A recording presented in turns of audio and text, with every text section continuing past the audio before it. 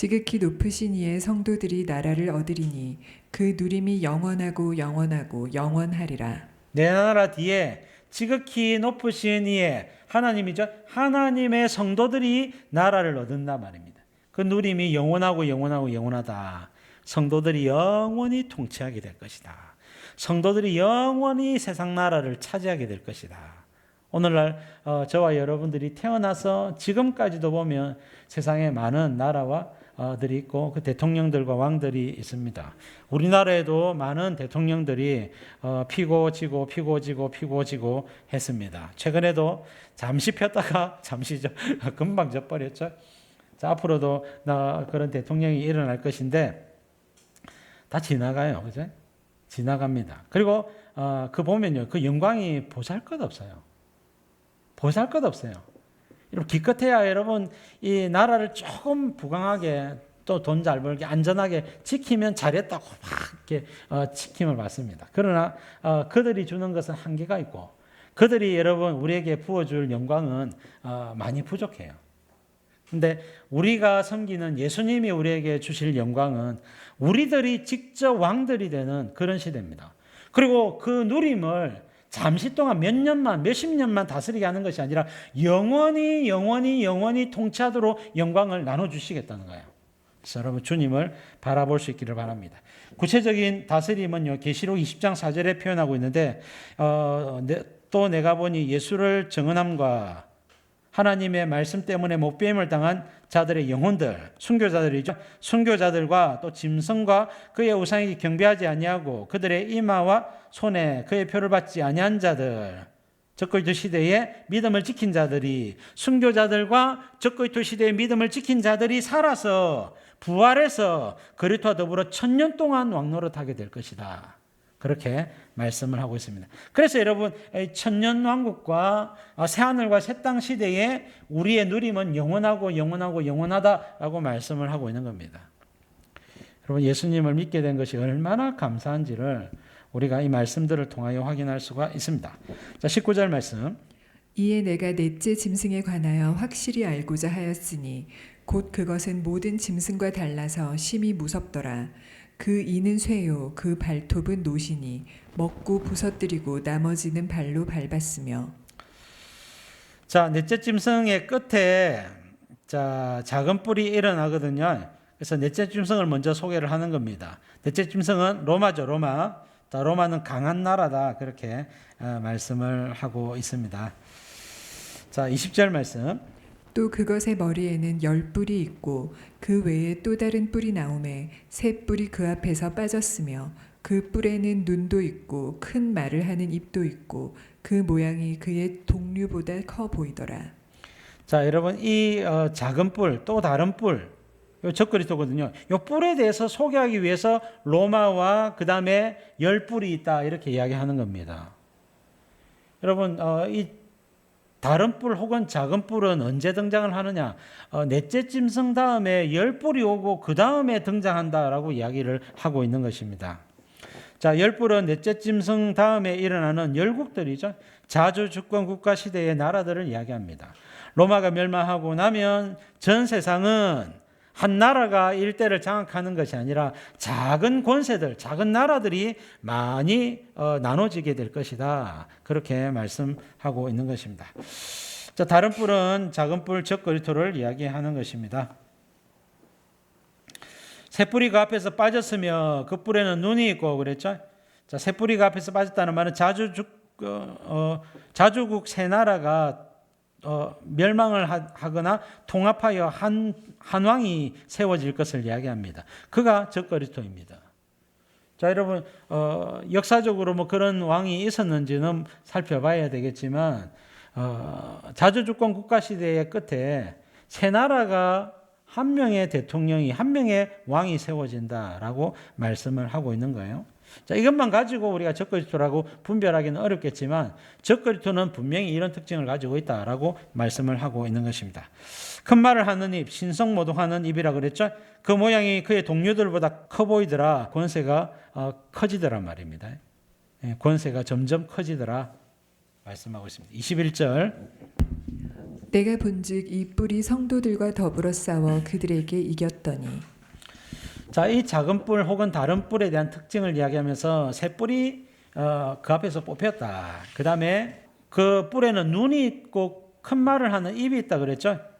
자, 그 다음에 이 뿔이 성도들과 싸운다, 성도들을 이긴다라고 이야기를 하고 있습니다. 여러분, 예수님이 부활 성천하고 난 다음에 그 어떤 나라도, 그 어떤 대통령이나 지도자도 여러분 성도들을 이긴 나라는 없습니다. 왜? 복음은 아무리 박해해도 땅끝 복음화가 진행이 되기 때문에 그래요. 그죠? 그래서 여러분 공산권 지하에서, 불교권 지하에서, 힌두교, 이슬람권 지하에서도 복음이 증거됐어요. 그래서 여러분 성도들은 항상 이겨왔습니다. 성도들은 예수님의 복음을 믿고 복음을 붙들고 땅끝까지 복음을 증거할 때에 그 일은 착착착 계획대로 이루어져 갔습니다. 근데 여러분 성도들이 패배하는 유일한 왕이 있습니다. 그가 누구냐? 이 뿔이단 말입니다. 자, 적그리스도를 이야기하는 거예요. 여러분 적그리스도가 성도들과 싸워 이기게 된다. 얼마나? 자, 짧은 기간만 이기게 된다는 거예요.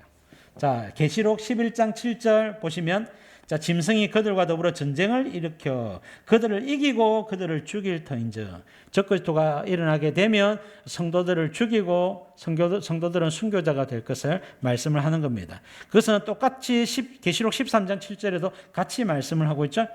자, 성도들이 유일하게 지는 기간, 지는 대상, 적그리스도 시대의 3년 반 성도들이 지게 된다. 이때 성도들은 어떻게 해야 된다 했습니까? 산으로 도망가야 된다라고 말씀을 드렸었죠. 그전에는 산에 갈 필요 없습니다. 2000년 동안 산에 갈 필요 없어요. 산에 전도할 자들이 있으면 가면 됩니다. 기도하고 싶을 때 가면 됩니다. 근데 여러분 적그리스도 시대에만 우리가 산에 가면 되는 거예요. 자, 적그리스도 시대의 성도, 교회와 성도의 세 가지 모습, 배교하거나 순교하거나 산으로 도망간다 그랬죠. 자, 그래서 여러분 성도들이 패배하는 시대이기 때문에 배교하지 않도록 조심해야 되고 순교자가 될 것입니다. 산으로 도망가야 되겠죠. 자, 이때에는 적그리스도에게 허락된 때이므로 성도들이 적그리스도를 이길 수가 없다. 자, 22절 말씀. 옛적부터 항상 계신 이가 와서 지극히 높으신 이의 성도들을 위하여 원한을 풀어주셨고 때가 이름에 성도들이 나라를 얻었더라. 자, 옛적부터 항상 계신 이가 와서 이것은 이위 하나님 예수님이 재림하시는 모습을 이야기합니다. 예수님이 재림하셔서 성도들을 위하여 원한을 풀어주신다. 그리고 성도들의 나라, 재림 예수님의 나라가 펼쳐진다라고 말씀을 하고 있습니다. 자, 원한을 풀어주시는 것은 원수를 갚아주시는 거죠. 자, 성도들은 적그리스도에게 박해를 받았고 순교자가 되었습니다. 그래서 요한계시록 6장 9절 이하에 보시면 다섯 번째 인을 뗄 때에 순교자의 영혼들이 제단 나라에서 기도하죠. 거룩하고 참되신 대주제여 땅에 가는 자들을 심판하여 우리 피를 갚아주지 아니하시기를 어느 때까지 하시려 하나이까? 좀 어렵게 되어 있는데요. 하나님 어서 우리 피를 갚아주세요. 우리의 억울함을 갚아주세요. 이렇게 기도한단 말입니다. 자, 예수님이 재림하실 때 갚아주신다 말씀을 하고 있죠. 자, 때가 이르면 성도들이 나라를 얻을 것이다. 재림 예수님 시대가 열릴 것을 말씀을 하고 있습니다. 자, 계시록 3장 21절 이기는 그에게는 내가 내 보좌에 함께 앉게 하여 주기를 내가 이기고 아버지의 보좌에 함께 앉은 것과 같이 하리라. 그래서 성도들이 다스리는 보좌를 앉아서 다스리게 될 것이다 말씀을 하고 있습니다. 이것은 재림 예수님 시대가 열릴 것을 말씀을 하고 있습니다. 재림 예수님 시대 문맥을 보면요, 이 땅에서 열리는 거예요. 이 땅에서 열리는 겁니다. 그래서 여러분 이것을 자꾸만 여러분 새하늘과 새 땅으로 자꾸만 점핑을 하는데 여러분 성경에 기록된 그대로 계시록 20장 그 다음에 새하늘과 새 땅 시대로 넘어가는 것을 알 수가 있습니다. 그리고 다니엘서의 문맥은요, 이 지구 위에서 이루어지는 그 통치와 다스림에 강조점을 두고 있습니다. 자, 23절 말씀. 모신 자가 이처럼 이르되 넷째 짐승은 곧 땅의 넷째 나라인데 이는 다른 나라들과는 달라서 온 천하를 삼키고 밟아 부서뜨릴 것이며. 자, 23절부터는 여러분 적그리스도에 대해서 조금 더 보충 설명을 하고 있는 겁니다. 넷째 짐승, 넷째 나라, 로마를 이야기하죠. 자, 여러분 로마가 온 천하를 삼키고 밟아 부서뜨릴 것이다. 자, 24절. 그 열불은 그 나라에서 일어날 열왕이요 그 후에 또 하나가 일어나리니 그는 먼저 있던 자들과 다르고 또 새 왕을 복종시킬 것이며. 자, 로마 이후에 자, 세상에 일어날 열왕, 열불, 자, 자주주권 국가들이라 그랬죠. 자, 그 후에 또 하나가 일어나리니 요 놈이 이제 적그리스도란 말입니다.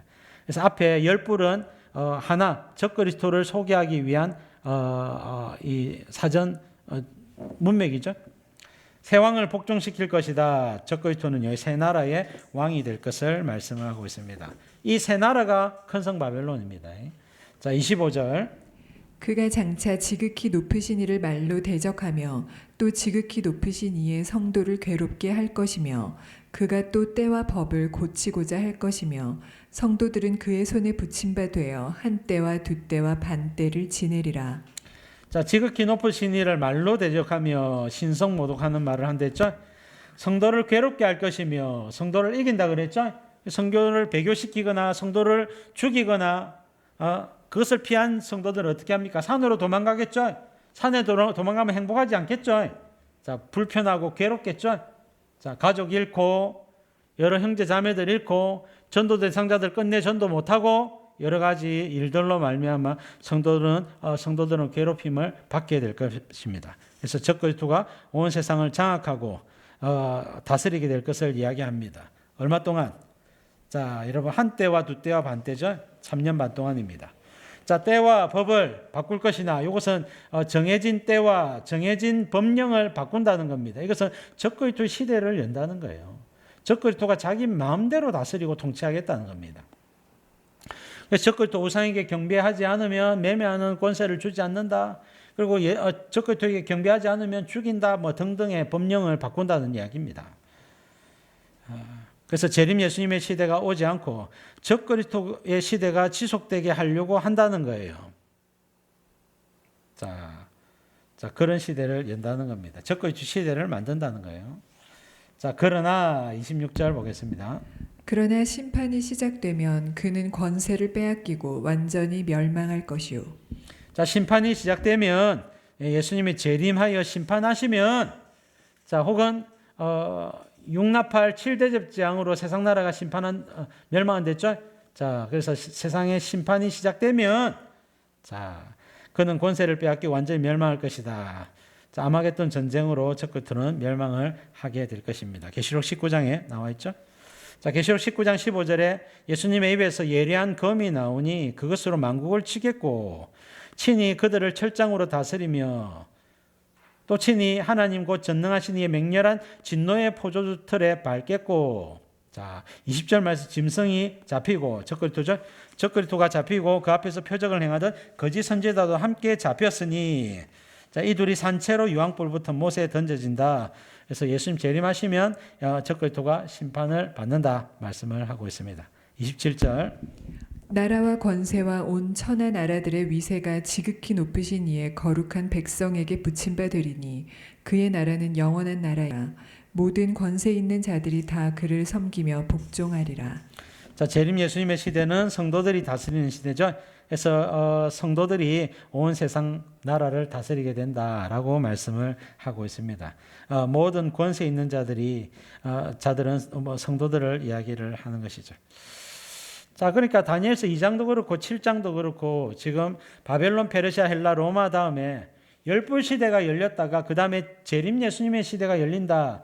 그 사이에 7장은요, 적그리스도의 시대가 잠시 한때와 두때와 반때 성도들을 괴롭게 할 것이나 곧 재림 예수님이 오셔서 세상 나라가 재림 예수님의 나라가 될 것을 말씀하고 있는 것입니다. 자, 그래서 성도들로 하여금 이 땅에서 고난과 역경과 어려움이 온다 할지라도 재림 예수님을 소망하며 믿음으로 살아라. 적그리스도 시대에도 믿음을 지키며 살아라. 권면을 해주고 있는 것입니다. 자, 마지막 28절 말씀. 그 말이 이에 그친지라 나 다니엘은 중심에 번민하였으며 내 얼굴빛이 변하였으나 내가 이 일을 마음에 간직하였느니라. 자, 다니엘은 번민을 했습니다. 왜 번민을 했습니까? 여러분 다니엘을 보니까 예수님이 재림하시고 성도들이 나라를 얻고 그 다스림과 나라가 영원하고 영원하고 영원하다고 했는데 왜 다니엘은 번민합니까? 그 사이에 있는 여러분 이 작은 뿔 때문에 그렇습니다. 그 사이에 작은 뿔의 시대에 성도들이 괴롭힘을 당하고 죽임을 당하고 배교하는 배교의 시대가 열리는 거예요. 그래서 다니엘은 번민하고 있는 겁니다. 이 일을 어떻게 하냐. 자, 그렇죠. 우리가 잘 되고 영원한 예수님의 나라에 들어가는 것은 감사한 일이지만 그 사이에 엄청난 박해가 오고 환란이 오고 거기에 성도들이 배교하게 되고 성도들이 죽임을 당하게 되고 이런 광경을 목격하거나 혹은 이런 환상을 보거나 혹은 이런 말씀들을 듣게 된다면 야 어떡하지? 그 환란 때 어떡하지? 다니엘은 그런 생각에 번민을 하고 낯빛이 변하여 어두워지게 된 것입니다. 여러분 적그리스도 시대는 배교의 시대거든요. 엄청난 배교의 시대입니다. 여러분 이 시대에 배교하지 않도록 반드시 준비해야 된다. 여러분 오늘날 목회가 그렇습니다. 목회나 교회 생활이 그냥 교회에서 신앙생활 열심히 하다가 복받고 하나님의 은혜를 누리려고 하는 그런 신앙생활을 다 해요. 성도들도 그것을 원하고 목회자들도 그런 관점에서 목회를 하고 말씀을 전합니다. 그러나 여러분 이것은 지나갑니다. 지나가고 나면 큰 환란의 시대가 올 거예요. 그 환란의 시대에 성도들이 이전의 모든 영광을 잃어버리고 배교하게 될 겁니다. 그러니까 여러분 이 배교의 시대를 반드시 준비해 가야 됩니다. 이 땅에서 은혜 받든지 안 받든지 지나갑니다. 그죠? 여러분 은혜 받으면 조금 웃고 감사하고 행복하고 은혜 못 받으면 조금 불편할 뿐이에요.